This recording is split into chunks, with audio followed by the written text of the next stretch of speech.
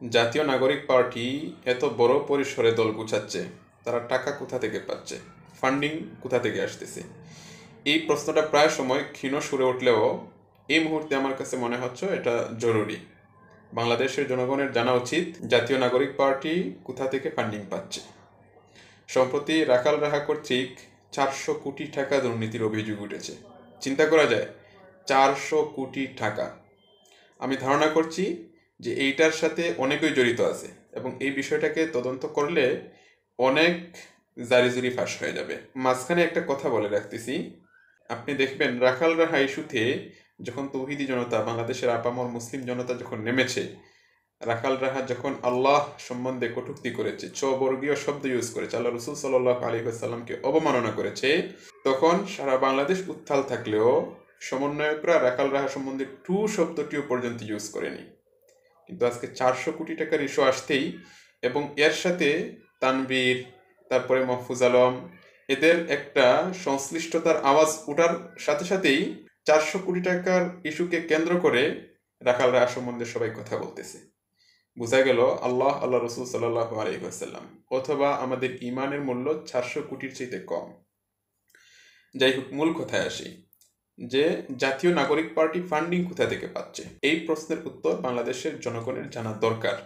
তারা কি কমিশন বাণিজ্য করছে, চাঁদাবাজি করছে, নাকি কি করছে, কি করে টাকাটা আসতেছে, এত বড় ফান্ড কোথা থেকে পাচ্ছে, এটা আমাদের জানা থাকা দরকার। আশা করি দায়িত্বশীলরা এটা বাংলাদেশের জনগণকে জানাবেন। তাছাড়া আমরা বেশ কিছুদিন আগে দেখেছি জর্জ সরসের ছেলে আলেকজান্ডার সরসের সাথে বর্তমান সরকার এবং জাতীয় নাগরিক পার্টির শীর্ষস্থানীয় লোকজন দেখা সাক্ষাৎ করেছেন। আমরা ধারণা করতেছি আলেকজান্ডার সরস কর্তৃক জাতীয় নাগরিক পার্টিকে ফান্ডিং করা হচ্ছে। এই ধারণার যৌক্তিকতা আছে। আলেকজান্ডার সরস বা সরস পরিবার, তাদের ব্যাপারে সারা বিশ্বে বিভিন্ন ষড়যন্ত্র তত্ত্ব ছড়িয়ে আছে। ওইগুলা আজকের মূল ইস্যু না।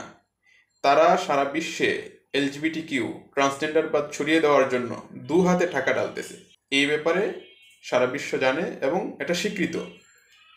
জাতীয় নাগরিক পার্টির কমিটিতে দেখবেন LGBTQ অ্যাক্টিভিস্ট মুনতাসির, শওকত আলী, আরও বেশ কয়েকজন আছে। এদেরকে সংগঠনের শীর্ষ পর্যায়ে স্থান দেওয়া হয়েছে। এমনি তো কেউ এই বিতর্কিত লোকদেরকে স্থান দিবে না, নিশ্চয় কোনো না কোনো কারণ আছে। আমরা ধারণা করতেছি জর্জ সরসের ছেলে আলেকজান্ডার সরস আসার পরে তার সাথে একটা ডিলিং হয়েছে এবং ফান্ডিং সেখান থেকে আসতেছে। কমিশন বাণিজ্য বলেন, চাঁদাবাজি বলেন, বা বাহিরের কোনো সংস্থা বা রাষ্ট্র থেকে ফান্ডিং বলেন, এসব কিছু হচ্ছে ধারণা। বাংলাদেশের জনগণ ধারণা করতে পারে, অস্পষ্ট থাকলে ধারণা আসবেই।